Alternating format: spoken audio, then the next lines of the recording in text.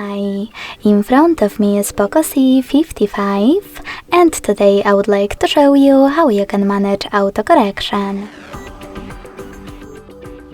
Begin by going into Devices Settings and scrolling all the way down right away.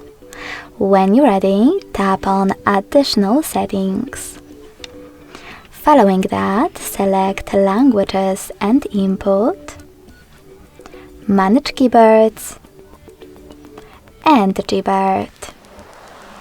Then just click on Text Correction, scroll down and tap on this switcher next to autocorrection. This way you can turn it off or on. Thanks so much for watching. If you enjoyed this video, smash that like button, comment and subscribe. Bye!